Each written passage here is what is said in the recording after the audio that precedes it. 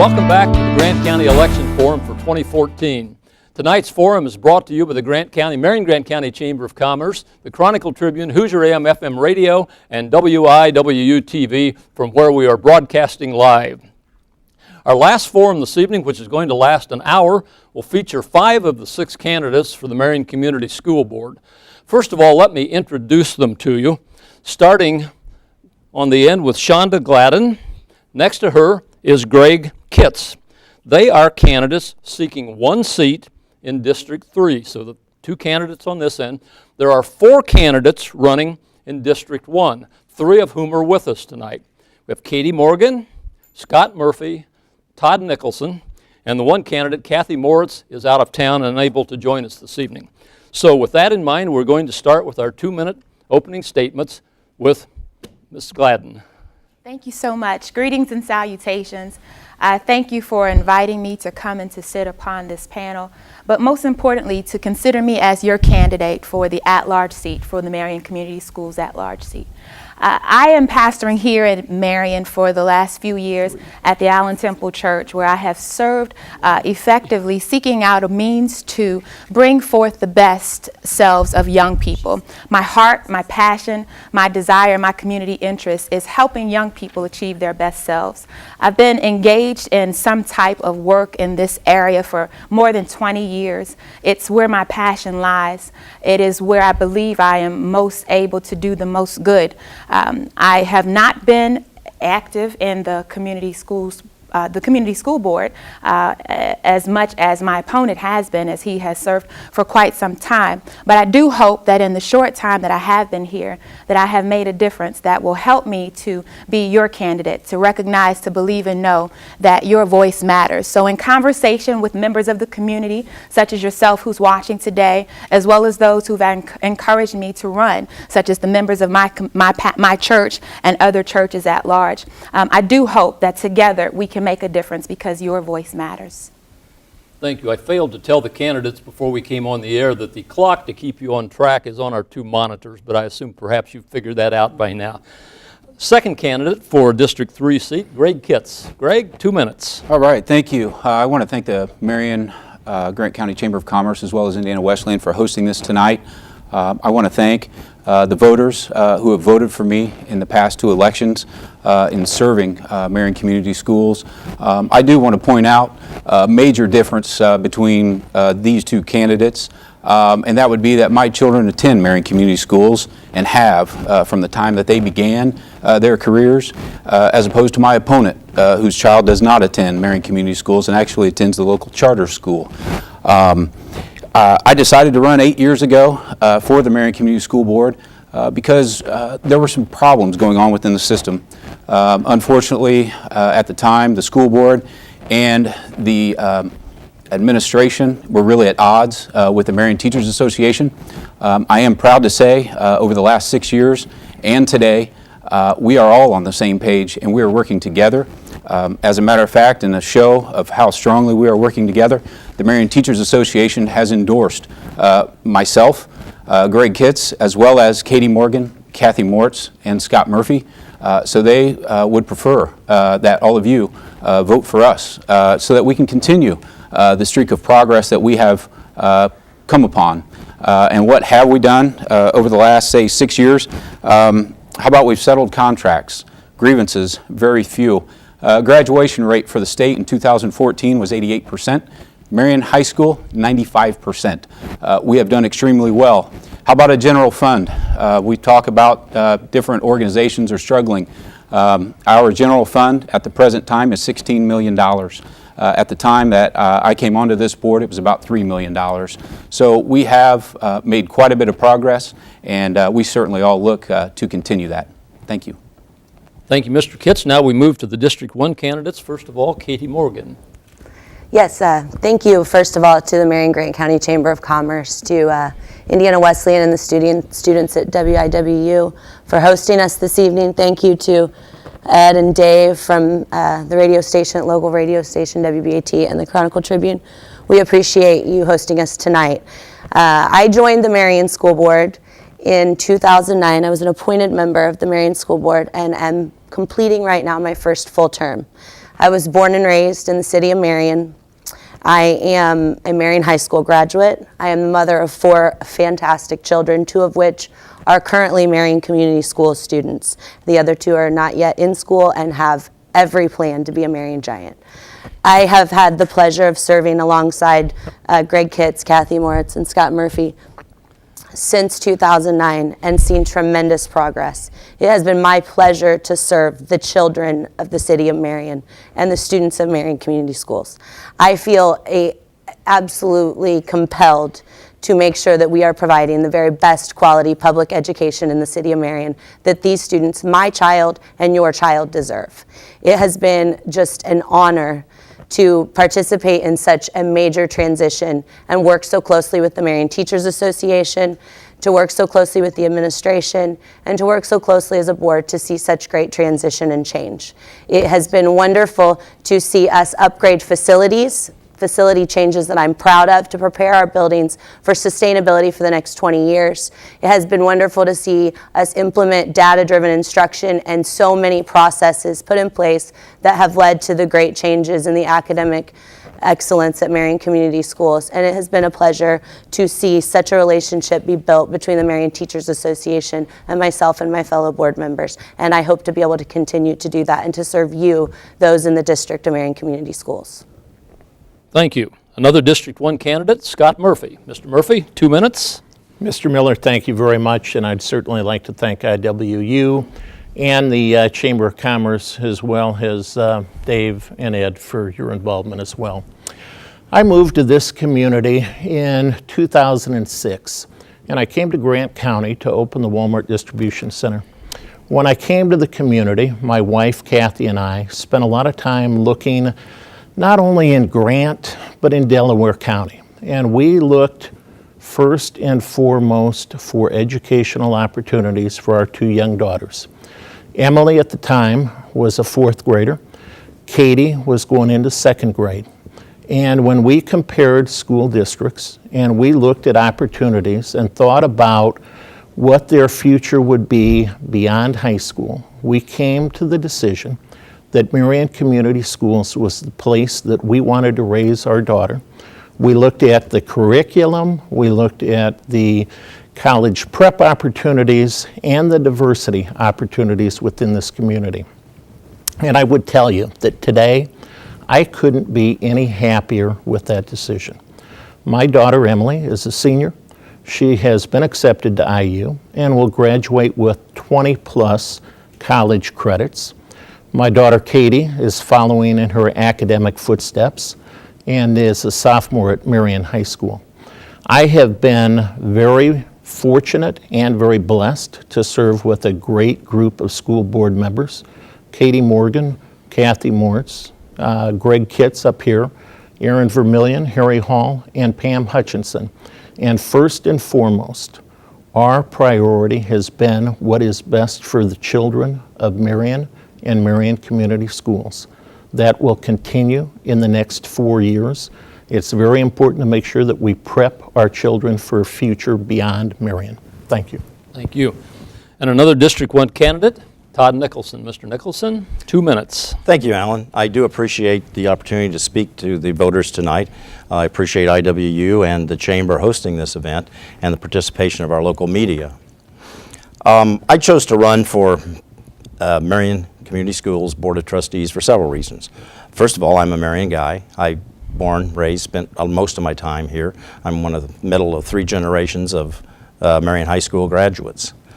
Another reason is I have seen a very sameness, a very lack of any different thought, any different action, any different voting from the incumbent board members that we've had. We have a very diverse community in Marion.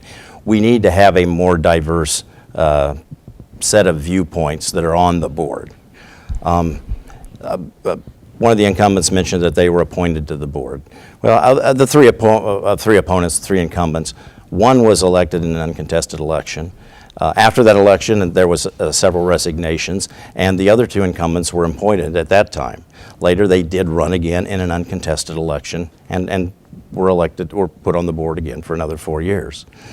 This election is the first time that these incumbents have come before the voters and the voters had an actual choice as to whether to retain them or not. I think they should deeply consider not retaining all of them, simply because they always seem to have the same thoughts, the same actions, the same voting patterns, and we need more diversity, more different viewpoints on our board. The other reason is our school system's in trouble. For all the nice sounding things that you hear up here, we are on a financial roller coaster. It reached the top a little bit earlier this year, but it's getting ready to head downward. You've got TAP money runs out. We have a budget that doesn't really make a lot of sense that's going to go into effect for next year. These are the reasons I want to be a member of the Marion Community School Board. Thank you. And I would again note that the fourth candidate for District 1, Kathy Moritz, is not with us this evening. Well, our panelists for this evening are Ed Thurman, who is the news director of Hoosier AM/FM Radio here in Marion, and David Pennicuff, the editor of the Chronicle Tribune. Unlike the earlier forums this evening, candidates for the Marion School Board will have 1 minute to answer each question, and all 5 candidates will answer each question. We're going to start with Mr. Kitts, and then we will just ask the questions on a rotating basis. Mr. Thurman, we will let you begin with a question for Mr. Kitts. Greg, obviously there's been success academically in Marion schools the last few years. But now, do we need to stay steady with what we have had? Do we need to make changes?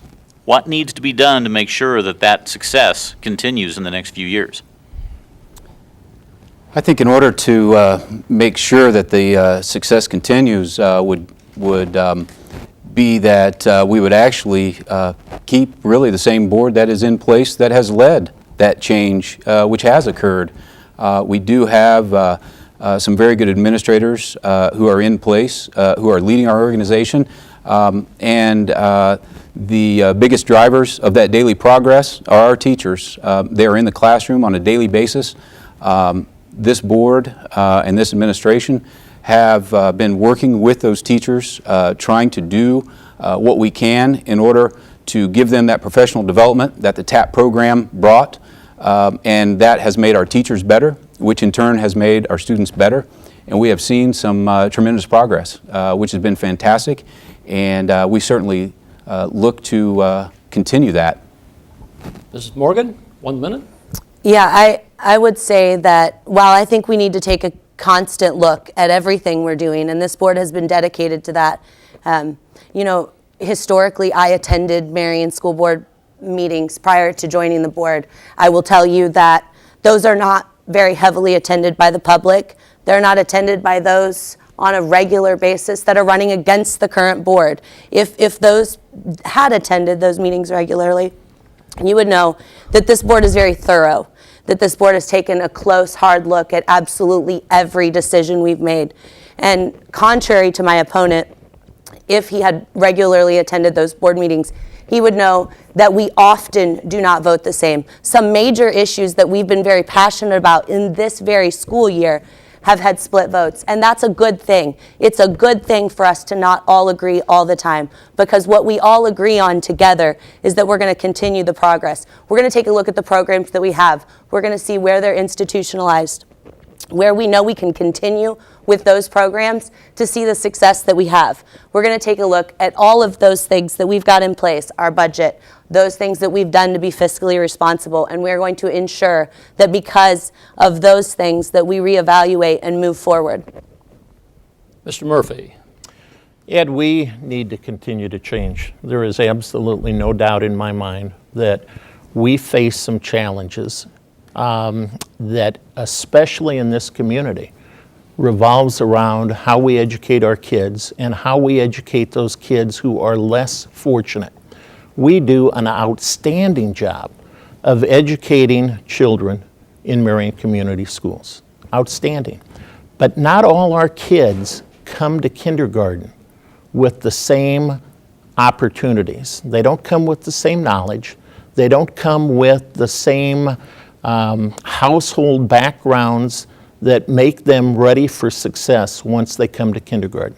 So we do need to continue to look at change. However, as Mrs. Morgan talked about, I really believe that this board continues to look for change, and I think it's important to continue that continuity. We do have split votes, but change is going to be ever present for us, and it'll be ever present in the future. Mr. Nicholson, 1 minute. The success that Marion Community Schools have had in raising their academic standing is primarily the teachers. They have done the things that had to be done, the work that was very hard to do, took a lot of their time, a lot of time outside of their regular hours. They're the ones that are really responsible for our success. We have to keep them engaged. We're going to lose $1.4 million in TAP money after this year. That's a lot of money for those teachers to share. That is a big part of their compensation. The board just actually advertised a budget for 2015 at a $35 million level, and then they approved a budget at a $31 million level. It gives them very little flexibility for whatever happens in the next fiscal year. If we can't compensate and get our teachers engaged in keeping up the hard work, the great effort that they've made, I see that there's certainly potential for us to backslide, and I don't want to see that happen. Ms. Gladden? It sounds as if many on the current board feel that this race is an indictment on the work that they're doing. I don't intend to indict any of the candidates on this board. I believe they've done a stellar job with what they had to work with. But it stands to be true that many members of the community feel otherwise. The board meetings are not well attended, has been articulated already by one of the candidates.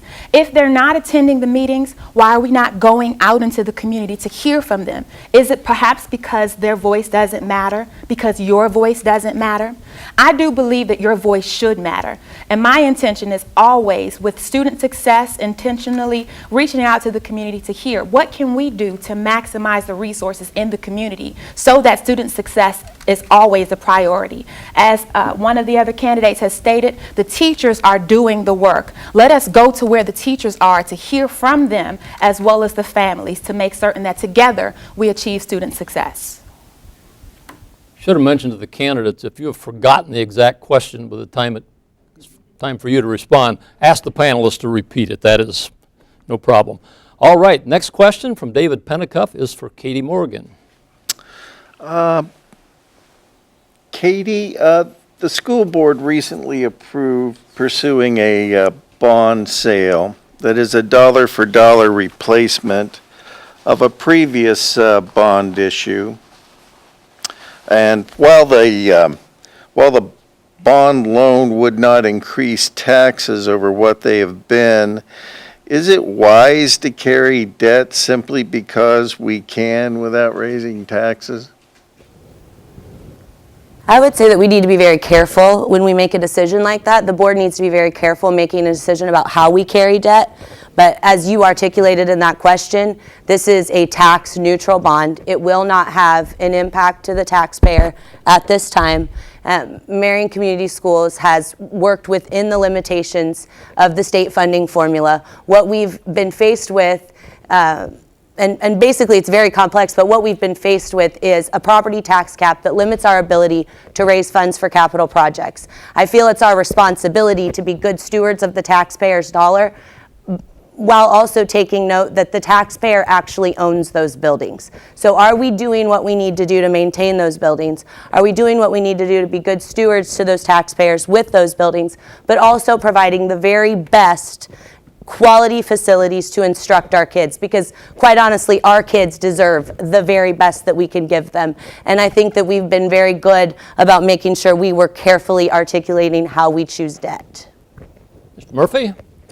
David, that's always a challenging question for us, and I think that as you sit on the school board and most boards, you take a look at what are the structures like today.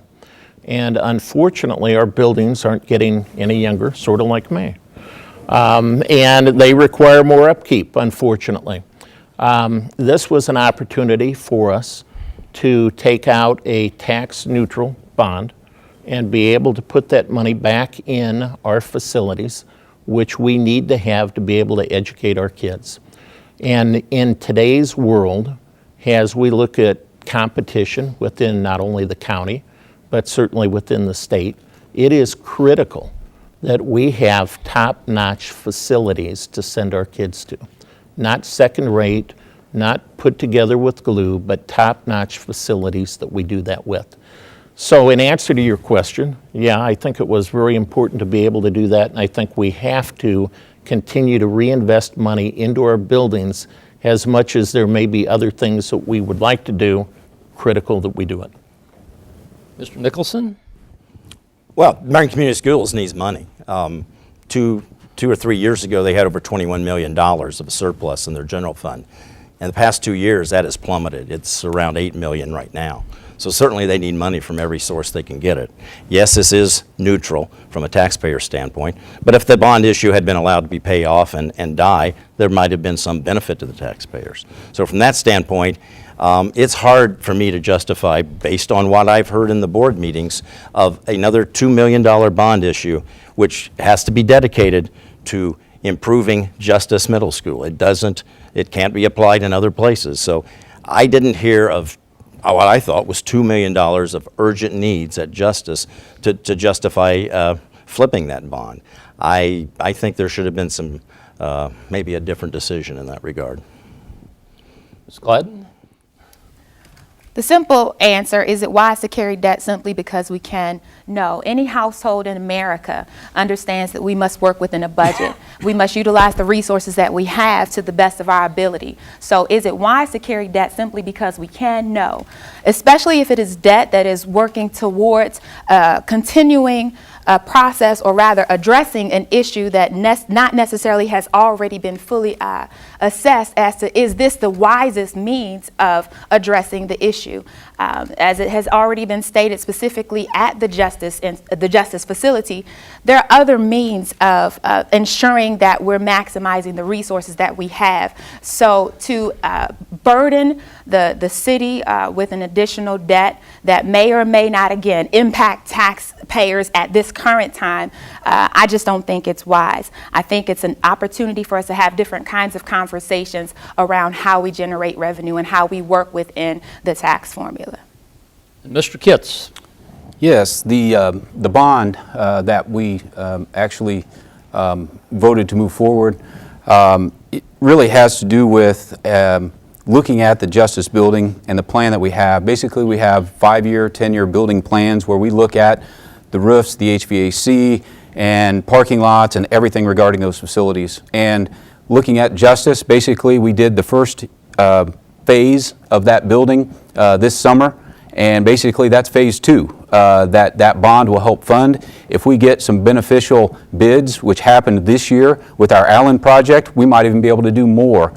We actually ended up with some bids that were about $200,000 to $300,000 less at our Allen facility this year, and therefore we were able to do more. One thing that I will definitely point out, and because of this forum we can do this, I believe, but Mr. Nicholson is completely wrong that our general fund is at $8 million. It's at $13 million as of the end of September, and we also have a $3 million rainy day fund, so that's $16 million. Our third question, which will come from Mr. Thurman, will go first to Mr. Murphy. Scott, the Education Services Center has been closed since May when the fire occurred. All the offices have been moved to other buildings, and it has not impacted any classroom whatsoever. Would it be prudent to close the Education Services Center and keep the offices of administration where they are, and thus lower the number of buildings and the expense? Yet I think it would be prudent to do that, and we certainly are taking a good hard look at that option right now. As we look at the district, it is critical to make sure that we are using all of the facilities possible in every manner possible. And certainly as we have come through the last several months, it has become very apparent that we can get by without the Educational Service Center. So as we talk with folks and work through that process, I think we'll get to a decision probably over the course of the next 2 to 3 months and get that resolved and move forward. Mr. Nicholson? It does appear that the administration has adapted well to the loss of use of that building in terms of redeploying the people that were down there to other facilities. My understanding is that there is space available to do that on a permanent basis, so it may well be the time to part ways with that particular facility. Ms. Gladden? We're probably all going to agree on this, well, at least I do agree. The building itself is antiquated. It's an opportunity to do something else, and I think there's also a benefit to having the primary administrators of our district actually in the buildings where the children are being educated, where the work of the district is being done. So certainly I think it's not only prudent, but a good use of our resources to maximize the space that we're doing it in. Mr. Kitts? Yes, I think basically what I'd call an unfortunate accident has kind of led us to this crossroads where there is a decision to be made, and we will certainly look to basically save money over the time period if we can, if there is building space available, which there does appear to be because we have our temporary offices located within other Marion Community Schools buildings. Therefore, we haven't had to pay any rents to anybody else, and we've obviously saved the utilities. So in the end, it could end up being a good thing, but we are going to take the time to assess that, as Mr. Murphy had mentioned, over the next 2 to 3 months. Thank you. Mrs. Morgan? Yeah, I definitely think it would be prudent to take a good hard look at that building. What we know is that while we as a board, come together to make a lot of decisions like this, we have an administration that's bringing to us recommendations, and we are constantly taking really their recommendations and a good hard look at what those are and making the best decision for Marion Community Schools. We had administrators come to us and say, well, it was not fun. They were able to move 10,000 square feet worth of administrative offices into existing buildings. So I think that leads us on the path to really take a facilities audit, take a look at all of our space, make sure that we're best utilizing it so that as we do allocate dollars from a bond that we believe needs to take place on a building that clearly has some issues. And while I'm sorry that Mr. Nicholson has not had the opportunity to see some of the HVAC issues in that building, if he had, he would know it is absolutely a priority to make some of those changes in that building. We're able to look real closely at the buildings that we absolutely need to be using and to move forward in spending our dollars where it's most important. Mr. Pennicup, question first for Todd Nicholson. Mr. Nicholson, there's a lot of anticipation and excitement about the coming accountability grade for Marion Community Schools and how it may be quite different from grades that we've received in the past. Given that, and putting that aside for the moment, do you think that the A through F accountability grades are fair, and should they be continued on into the future? No, I don't think they're fair. I mean, we've seen examples at the state level where grades were manipulated for specific purposes. I think that cost our last superintendent of instruction his job in a recent election. I don't think they work. They get complaints from just about all sides, school administrators, parents. I don't know that I could sit here and tell you what a better system would be. There certainly needs to be accountability in our educational institutions. But I don't think this A through F system is perceived by the public to be, number one, fair, non-manipulated, and really means much of anything. So if I was the person who could get rid of it, I probably would. Ms. Gladden? Since we're not the people who can get rid of it, I think that the fairness of the system is really not something that's particularly of importance, perhaps, in this conversation. What is important is that given the system, given the structure of accountability for our state, we must better utilize the resources that we do have to make sure that we are making the grade. When we receive the assessment, the opportunity to look at what we are doing as a system, what we are encouraging our students to do, and what our teachers are indeed doing, we must live up to the grade. We must make the grade. And unfortunately, heretofore, we haven't made the grade in each of our institutions, in each of our facilities. And so the justness of it or the fairness of it is a moot point at this point. Mr. Kitts? Yeah, the school accountability grades, it's one of those where I think we'd have to figure out, a system, and it might be, more people kind of sitting down maybe in groups and trying to come, from the grassroots up in order to come up with a system. I would say, though, that's been the system that we're under, we have to live with it. That's probably been the most disappointing part, perhaps, of this election, is the fact that our schools have done fantastic. We had quite a celebration at one of the buildings. It actually, for me, I don't get very emotional, but I actually got emotional because it had been a school that hasn't done well, and they have actually really topped out. We actually had all of the teachers there, thanked them, and asked them what made the difference. And so therefore, we're actually listening to our teachers. What was it? I took notes, and it was really fantastic. And again, I circle back. Those are those same teachers that said, hey, re-elect this existing board that's here because we want to continue this progress. Thank you. Mrs. Morgan? Yeah, it's no secret that I'm not a fan of the 8F model. I sat right here 2 years ago and shared that in a debate very similar to this one for a different race. But I agree with Mr. Kitts. It is what the state has given us, and we do have to live within that. And so what I think we continue to do is what we're doing right now. We are supporting our teachers. I believe we supported our teachers in this most recent contract, and I believe we will continue to support our teachers. And I believe that if you ask them, they would tell you that. That, I believe, is why they gave us their endorsement this year. I think we continue to support our administrators. I think we take a look at data-driven instruction. We take a look at all of those strategies, the TAP model, the 8-step process. I'm talking education details that our administrators and our teachers have decided are best practices, and we continue to move forward with those so that we can achieve the A, because we know that Marion Community Schools is nothing but an A+ school district, and we will not, have not, and never will accept an F, not today and never again. Mr. Murphy? David, the answer to your question is no, I'm not a fan of it. I am a fan, however, of accountability. I think that we all need to be accountable, and that really starts with this board. It certainly includes our administrators and our teachers. It is our job to take every obstacle away and to be able to provide our teachers with the tools to be successful in the classroom with their students. And it really doesn't matter a whole lot what kind of accountability model you have. And although I don't agree with it because it is so complex that it is difficult for the average layperson or business person to understand, however, it is what we have to live with.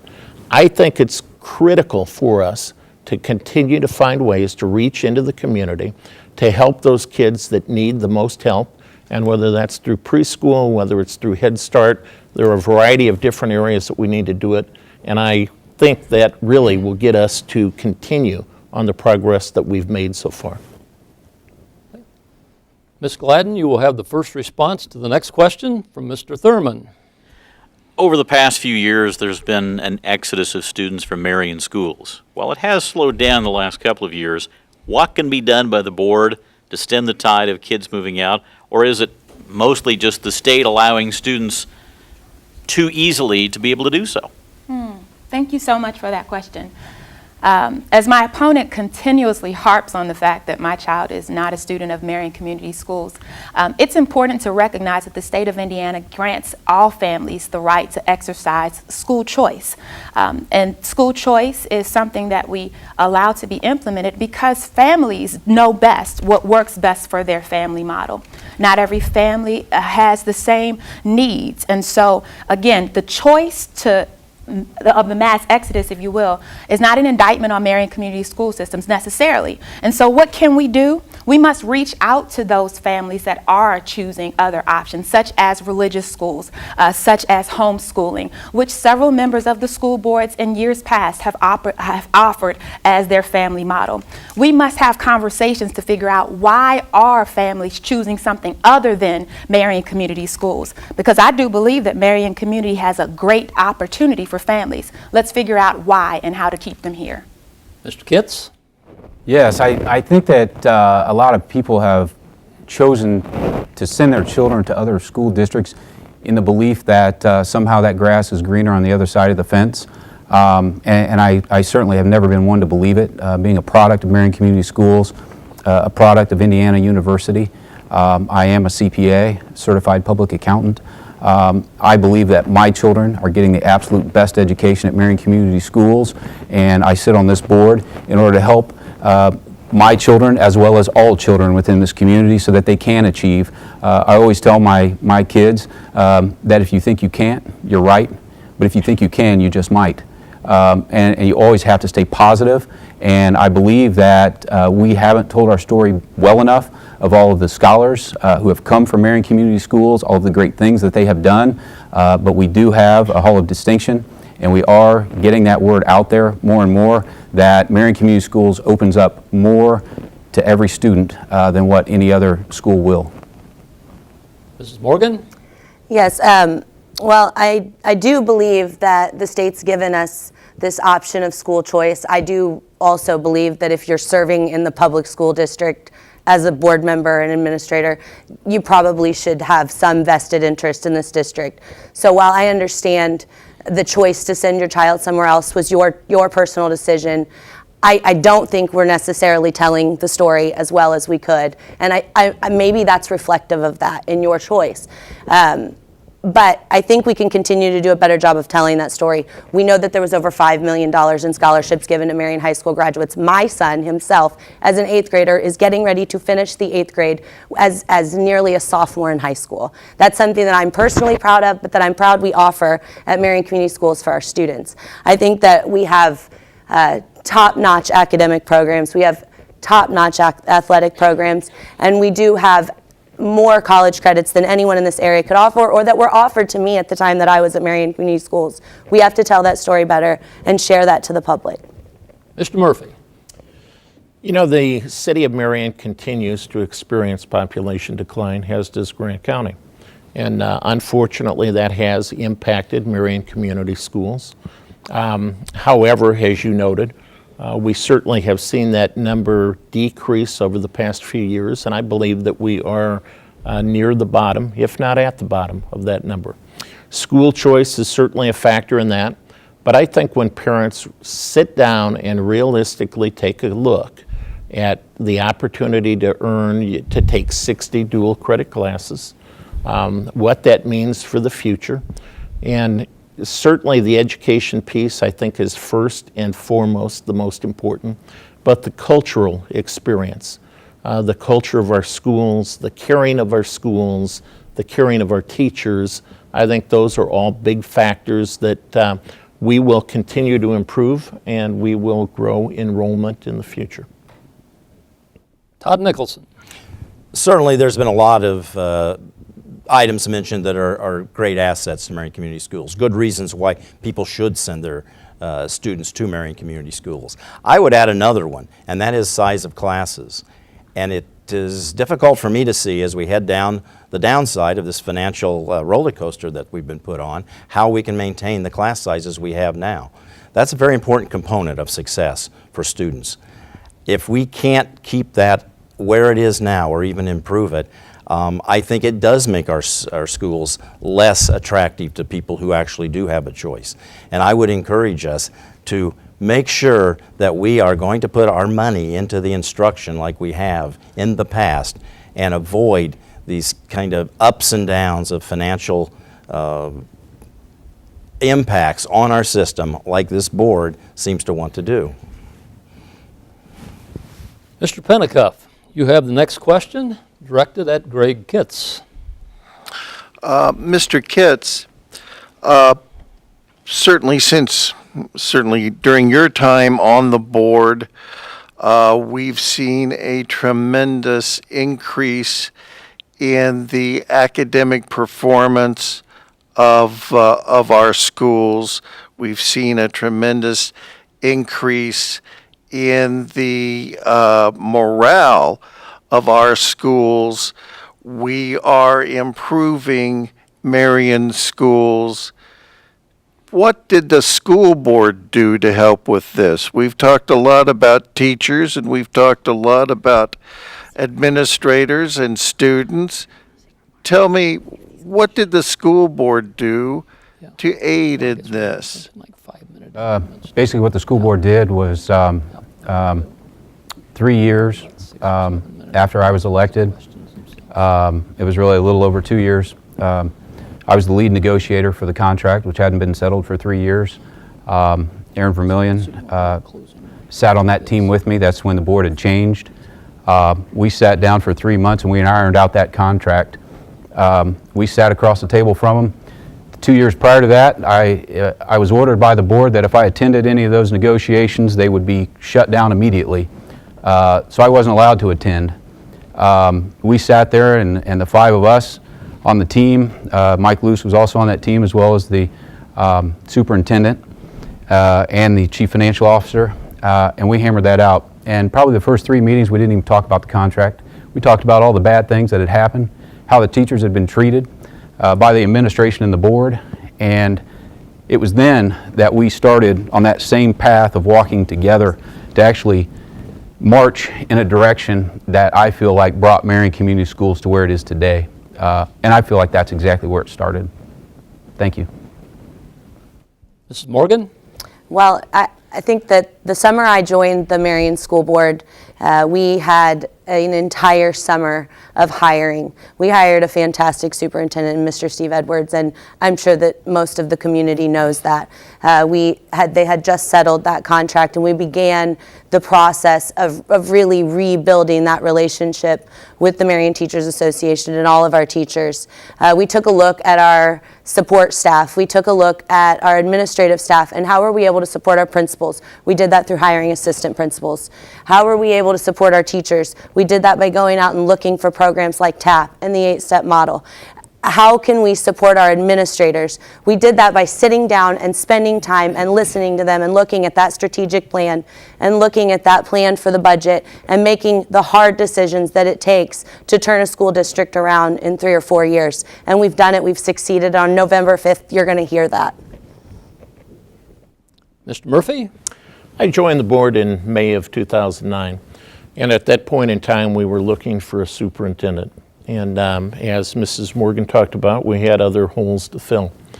The most important thing that a board can do is A, set policy, and B, hire the right superintendent. And I think between Mr. Edwards and Mr. Lindsay, this board has consistently done that. The other thing that Mr. Kitts alluded to, which is critical, is developing a culture of caring. And as board members, that really has to start with how we treat administrators and the relationship with our teachers. And as Mr. Nicholson pointed out, our teachers do the bulk of the work in the classroom. They carry the load. However, without the proper leadership in those positions, and if you go back and you look at what went on here in the early 2000s, that didn't work out real well. So it is critical to have the proper leadership, and I believe as a board member, between policy, setting the expectation, and making sure we have the right leadership in place, those are the critical things that a board needs to do. Mr. Nicholson? Well, I think the most important thing to look at in the relationship between the teachers and the contract and the board is what's going on currently. There was a settlement apparently of the teacher contract, but even as we're here tonight, administration and teachers are meeting to discuss issues that apparently were not resolved in those negotiations. A very contentious issue of how much each party is going to have to supply as in terms of the health care premiums. That apparently has been left unsettled. So while I would like to give a pat on the back to the board and the administrators, we need to get everything taken care of and not just put together a contract and say, well, we're done, we're finished, we've got it all taken care of. Ms. Gladden? The question was, what has the board done? And unfortunately, I've not been part of the board. What I am aware of, what I am privy to, is that the implementation of the 8-step process, the implementation of the War Room at Marion High School, the community involvement in PIC, as well as the Friends of Marion High School, these types of things have really impacted and enhanced the ways in which our community has shifted, and we've seen a turnaround in the schools. So I applaud the current community board, but I do believe we have an opportunity to have some different conversations conversations. We still have an underrepresented group in how we deal with special education in the community schools. Also an underrepresented group in ensuring that we demonstrate the diversity that we tout in word by ensuring that every facility has someone who looks like the demographic of the children. And we can begin by modifying the demographic on the board. And I'll leave it at that. Thank you all. Well, our producer has determined that we do not have time for another round of questions. However, we do have time for 2-minute closing arguments instead of 1-minute closing arguments. So we are going to begin our closing arguments, closing statements. We are not arguing, we are making statements. Katie, we will begin with you. And again, all of the closing statements will be 2 minutes if you need that much time. Yeah, I'd first like to just thank you all again. This has once again been a wonderful event. We're lucky in our community to have you support us as candidates in doing this. I would ask the voters to take a good hard look at your current school board and the good hard decisions that we've made, and know that those of us that are serving with our children currently part of Marion Community Schools are putting not only your children and our children first, but the entire community and the future of this community first. Know and understand that when I joined the board, and several of my fellow board members, we had about a $4 million cash balance. We're looking at around $16 million cash balance.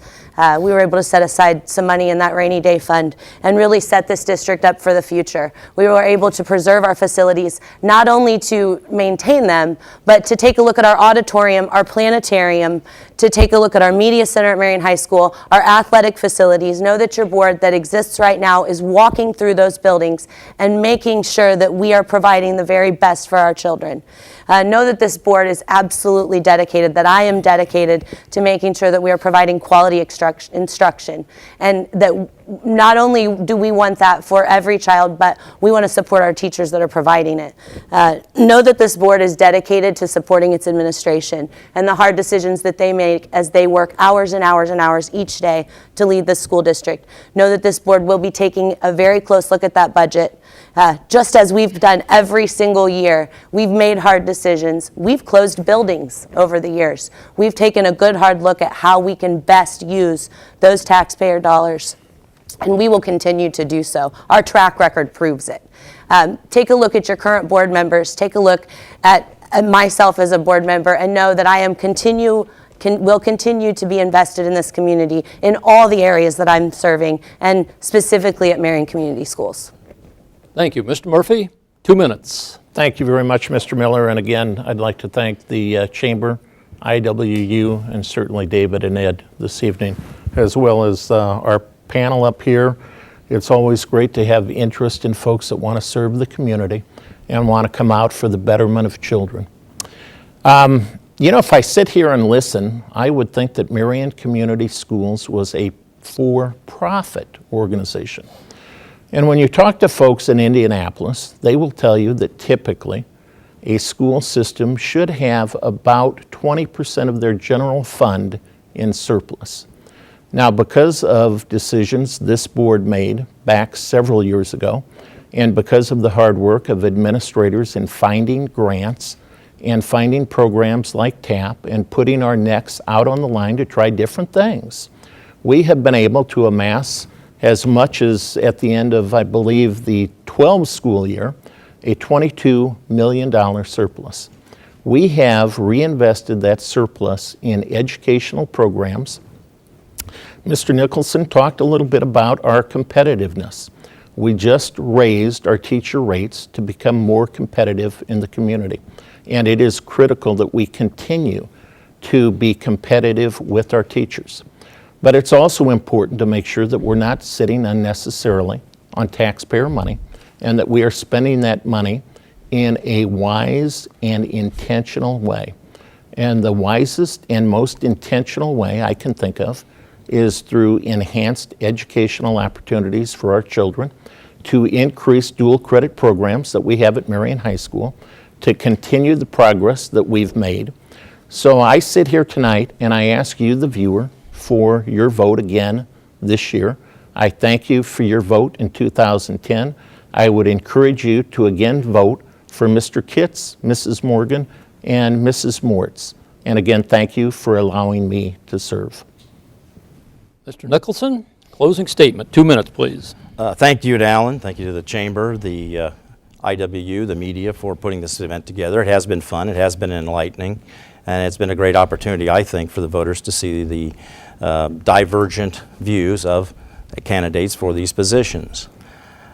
Mr. Murphy's quite right. All you have to do as a board member to help increase the effectiveness of your school system is to spend money. And the best way to do that is to spend money wisely. I question whether this board has always done that, particularly in the last few years. A general fund surplus of $21 million has now shrunk to a general fund surplus of about $8 million. This board advertised a budget of $35 million, then less than a month later came back and said, well, we're really only going to spend 31. They took $4 million like that out of the budget. I don't think you can do those kinds of things and not impact the mission of the system. I don't think you can do those things and not harm the academic achievement of our students. I don't think you can do those kinds of things and not impact how the teachers view their job and the people who are running the system. I think we need to take this opportunity to try to put several different people on the board, get different perspectives, get different thoughts, maybe take different actions in the future. I do appreciate this opportunity to go before the voters, and I do hope you will consider me as somebody who can help make Marion Community Schools move forward in the future. Ms. Cladden? Thank you to everyone, especially IWU, the Grant County Chamber of Commerce, and you, the viewing public. It is disheartening that my opponent continuously harps on the fact that I, like many of the voting public, have chosen to exercise my legal right of school choice Indiana. The fact that families exercise their right to school choice is not necessarily an indictment on the Marion Community School Corporation. Families choose based on a number of variables. It is, if all my opponent has to base his re-election on is my family's choice to select what works best for our family at the time, I sincerely question where his priorities lie. For I decided to run for a seat on the Marion Community Schools Board because I'm passionate about children and families. In my 20 years of work in this area, it has been a hallmark of my work, a hallmark of my legacy that indeed I attempt to make certain that every young person I encounter achieves their highest and best self. As the senior pastor of one of the oldest congregations in the city of Marion, I encounter students and families from all walks of life. And each and every one of you who's encouraged me to run, you've told me that it's time to have your voice represented on the board. I vow to be the voice of the underrepresented if indeed you choose to elect me. If you don't, make certain that you get into the school board meetings so that your voice is heard, because indeed your voice matters, and it will be our collective voices rallying a clarion call for accountability that will make the difference in our Marion Community Schools Corporation. God bless you all, and please go out and vote November the 4th. God bless you. Mr. Kitts, you have right. the final 2 minutes this evening. Yes. Thank you, Mr. Miller. Thank you, Mr. Pinikoff and Mr. Thurman. I do want to thank IWU for hosting and the Chamber of Commerce as well. I think this is a fantastic forum. And we do have the viewers as well as the listeners as well. I was listening to the sheriff's race on the radio on my way in. When I decided to run, basically it was over 8 years ago, I believe it was in March of that year prior to the election in November. I began attending all of those school board meetings and really would just sit in there and just kind of watch and see what was happening. And it was then that I could, see just the problems that were there. And that's why then with Kathy Mortz, we decided to run because we said it was time for a change. At the present time, the state's high school graduation rate's 88.6%. Marion High Schools is 95% graduation rate. All of you have voted for me in the past, and I appreciate that. I have been here. I have been working with the teachers, with the administrators. We do have a $16 million surplus. Mr. Nicholson met with the superintendent just yesterday, and I know that he knows $8 million is not the right number. I know he knows it's $16 million, or I sure hope so. And it's not about whether or not somebody's child is at the charter school. We haven't convinced that family that Marion Community Schools is the right place to be. The issue would have to be that you are vested with our school system in the fact that you believe in our teachers and that you believe in the system, and therefore you are sending your child to Marion Community Schools because you believe in our teachers. It takes that belief that you support them so that they know that you are there for them and that you are buying in and that you are all in. Because if we're not all in, we're not going to go anywhere and we are going to run into trouble. And this board with Kathy Mortz, Katie Morgan, and Scott Murphy and Greg Kitts are here to support everybody. Thank you. Thanks to the candidates. Thanks to all of you for watching. This concludes our forums. Remember to vote on Tuesday, November the 4th, 6 a.m. to 6 p.m. Good night from Indiana Wesleyan University.